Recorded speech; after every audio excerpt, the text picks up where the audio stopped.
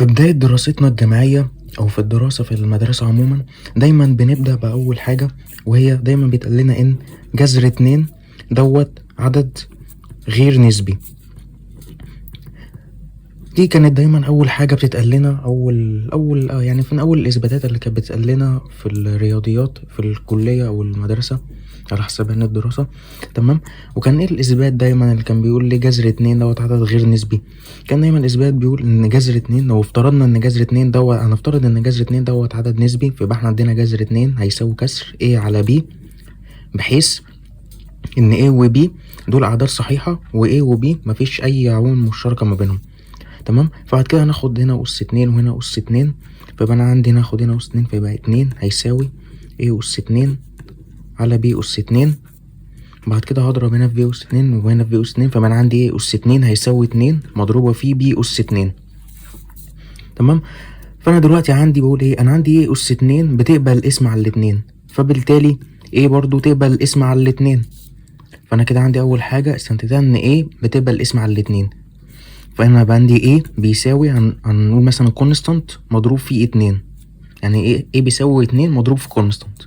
وبعد كده هناخد هنا أس 2 وهنا أس 2، فيبقى أنا عندي A أس 2 هيساوي 4 C أس 2، لأن أنا خدت هنا أس 2 وهاخد هنا أس 2، فيبقى عندي A أس 2 هيساوي 4 C أس 2.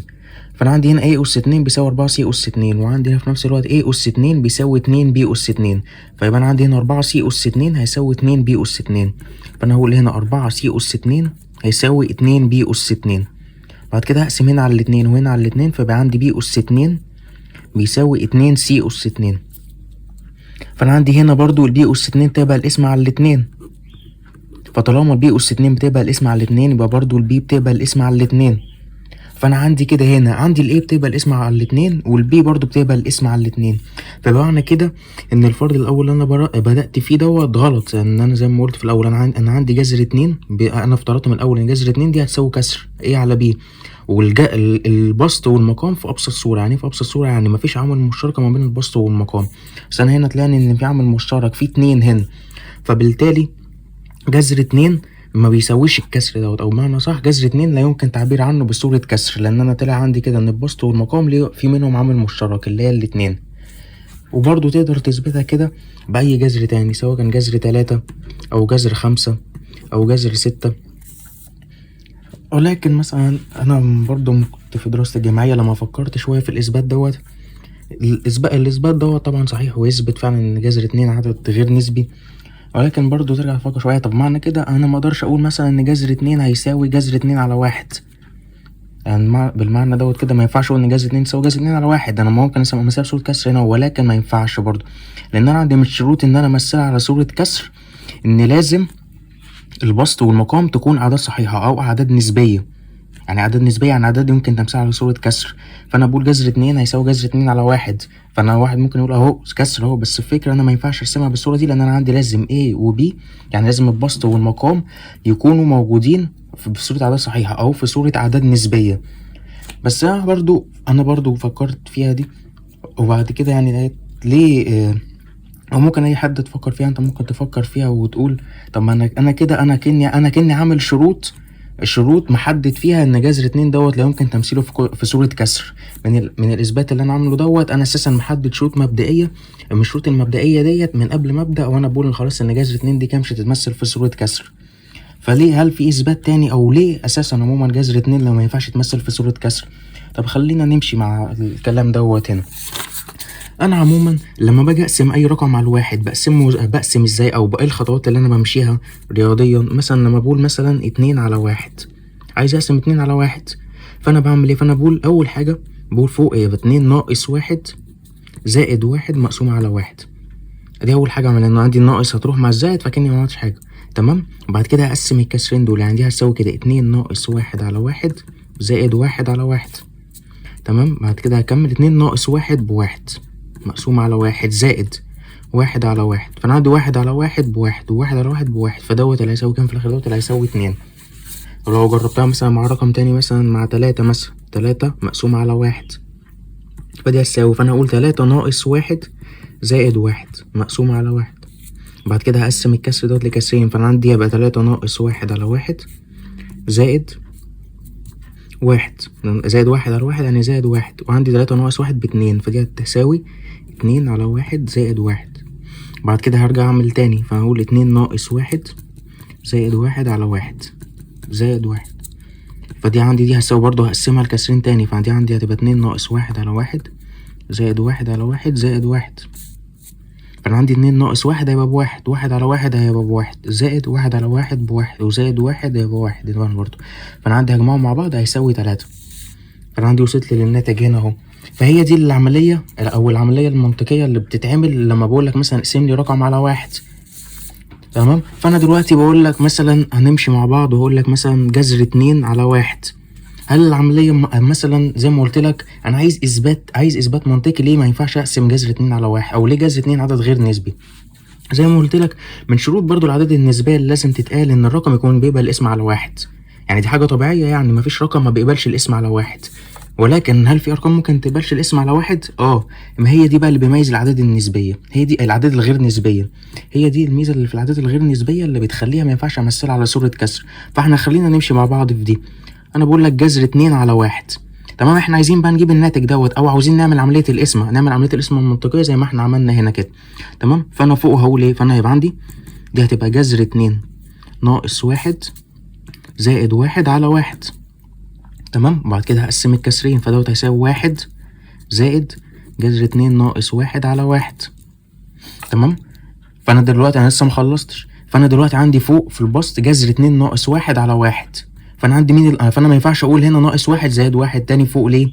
لان انا عندي البسط اصغر من المقام، فانا هنزل البسط تحت مقام المقام. يعني هعملها كده يساوي واحد زائد واحد مقسومة على واحد على جذر 2 ناقص واحد. انا نزلت البسط مقام المقام تحت، فلان كده مقام المقام بيطلع بسط فوق، فانا كده ما غيرتش حاجة. تمام. هي الفكرة بس ان انا عملت كده عشان اخلي المقام اصغر من البسط، يعني اخلي في الكسر اللي تحت دوت المقام اصغر من البسط، لان كده كان عندي جذر 2 ناقص واحد اصغر من الواحد، فمش هينفع اطرح منها هنا واحد، هيطلع رقم بالسالب. فانا عشان كده نزلت جذر 2 ناقص واحد ديت مقام المقام، لان كده ما غيرتش حاجة، لان مقام المقام بيطلع بسط. نكمل بعد كده. فانا عندي دي هتساوي واحد زائد واحد مقسوم على واحد. هعمل بقى نفس الكلام اللي بعمله في العادي، فانا هقول ناقص جذر 2، افتح قوس كده، ناقص جذر 2 ناقص واحد زائد جذر 2 ناقص واحد. تمام. كل دوت مقسوم على جذر 2 ناقص واحد. برضو هرجع اقسم الكسرين تاني، فانا عندي دوت هيساوي واحد زائد واحد مقسوم على، فانا هقسم الكسرين جذر 2 ناقص واحد على جذر 2 ناقص واحد زائد واحد ناقص جذر 2 زائد واحد. انا عندي السالب هنا هتخش تغير الاشاره، فالسالب هتخش على جذر 2 يبقى سالب جذر 2، والسالب هتخش على سالب واحد فتبقى موجب واحد. كل دوت مقسوم على جذر 2 ناقص واحد. ونكملها بعد كده. فانا عندي دي كده هتساوي واحد زائد واحد مقسوم على جذر 2 ناقص واحد على جذر 2 ناقص واحد بواحد زائد واحد ناقص جذر 2 زائد 2، فدي هتبقى 2 ناقص جذر 2. تمام. كل دوت مقسوم على ايه؟ كل دوت مقسوم على جذر 2 ناقص واحد. تمام. فانا عندي كده دلوقتي واحد زائد واحد مقسوم على واحد زائد 2 ناقص جذر 2 على جذر 2 ناقص واحد. فانت بص عندي هنا بقى للكسر دوت، الكسر دوت نتيجة القسمة بتاعته ايه؟ انا بقول لك ايه هنا؟ بقول 2 ناقص جذر 2 مقسوم على جذر 2 ناقص واحد. هو انا لو ضربت المقام في جذر 2 الناتج اللي هيطلع لي ايه؟ نجرب. هنضرب جذر 2 في المقام، فانا هضرب جذر 2 في المقام، فانا عندي جذر 2 مضروب في جذر 2 هتبقى بكام؟ النتيجة هتبقى ب2. فانا عندي جذر 2 مضروب في جذر 2 ناقص واحد مضروب في جذر 2 هيساوي جذر 2 في جذر 2 هيديني 2، وواحد مضروب في جذر 2 هيديني سالب جذر 2. يعني انا عندي زي ما قلت جذر 2 في جذر 2 هيدينا 2، وسالب واحد مضروب في جذر 2 هيدينا سالب جذر 2. فيبقى انا عندي ناتج القسمه ديت هيبقى ايه؟ انا ادي هو جابت لي البسط اهو، يعني ان البسط مقسوم على المقام هيدينا ناتج جذر 2. فيبقى انا عندي دي في الاخر ممكن الخصها ليه واحد زائد واحد على واحد زائد جذر 2. فانا عندي هنا ظهرت لي النتيجه كده ازاي؟ لو هنيجي نكتبها هنا فانا بقول هنا كده جذر 2 بيساوي 1 زائد 1 مقسوم على 1 زائد جذر 2. انا طلعت لي في الاخر الناتج كده. افتكر احنا بدأنا ازاي؟ قلت جذر 2 هقسمها على 1، وبعد كده مشيت الخطوات المنطقية دي لحد ما وصلت في اخر النتيجة دي. فالحقيقة بقى وجود جذر 2 هنا دي لوحدها غريبة، ودي لوحدها تعمل مشكلة، لان بوجود جذر 2 هنا كده انا بقول ان عملية قسمة جذر 2 على 1 دي عملية هتفضل مستمرة الى ما لا نهاية. ليه؟ لان انا ممكن اعوض عن جذر 2 دي بجذر 2 بالقيمة دي، لان عندي جذر 2 بتساوي القيمة دي، يعني بمعنى فانا اقول جذر 2 هيساوي 1 زائد 1 مقسوم على 1 زائد 1 زائد 1 مقسوم على 1 زائد جذر 2. لان انا عوضت عن جذر 2 بالقيمة دي كلها، لان عندي جذر 2 بتساوي 1 زائد 1 مقسوم على 1 زائد جذر 2، وهعوض عن جذر 2 برضو بالقيمة دي تاني. الجذر 2 اللي هنا وبرضو وطلعت لي جذر 2 هنا برضو ممكن ارجع اعوض عنها برضو بالقيمة دي تاني. يعني اقدر اقول هنا جذر 2 هيساوي 1 زائد 1 مقسوم على 1 زائد 1 زائد 1 مقسوم على 1 زائد 1 زائد 1 مقسوم على 1 زائد جذر 2. شايفين والعملية دي هتفضل مستمرة إلى ما لا نهاية. ليه؟ لأن أنا هفضل أعوض عن جذر 2 دوت بالقيمة دي كلها، وهيطلع لي جذر 2 برضه، وهرجع أعوض عنهم برضه بالقيمة دي كلها، وجذر 2 هيظهر لي تاني وهعوض عنه بالقيمة دي كلها تاني، وجذر 2 هيظهر لي تالت، وهكذا. فالعملية دي هتفضل مستمرة إلى ما لا نهاية. فدي بصراحة واحدة من الإثباتات المنطقية، بعيدا عن الإثبات دوت برضه صحيح، ولكن أنا دايما بحب أشوف الإثبات دوت أو أستخدم الإثبات دوت كطريقة لإثبات إن جذر 2 عدد غير نسبي، لأن دي واحدة من الأدلة المنطقية اللي أنا شايفها تثبت جدا إن جذر 2 فعلا ما ينفعش يتمثل على صورة كسر، إن هو ما ينفعش أصلا يعتبر عدد نسبي. زي ما قلت ان بابسط عمليه كسر ان انت تقسم الرقم على 1، ده طبيعي الرقم يقبل اسم على 1 بالعمليات المنطقيه دي. فانا لما جيت قسمت جذر 2 على 1 بالعمليات المنطقيه اللي احنا شرحناها دي، برضو في الاخر ما وصلتش النتيجه، لا ده بالعكس، ان العمليه دي هتفضل مستمره لحد ما لا نهايه. يعني معنى كده ان جذر 2 ما يقبلش الاسم على الواحد، فعشان كده جذر 2 يعتبر عدد غير نسبي.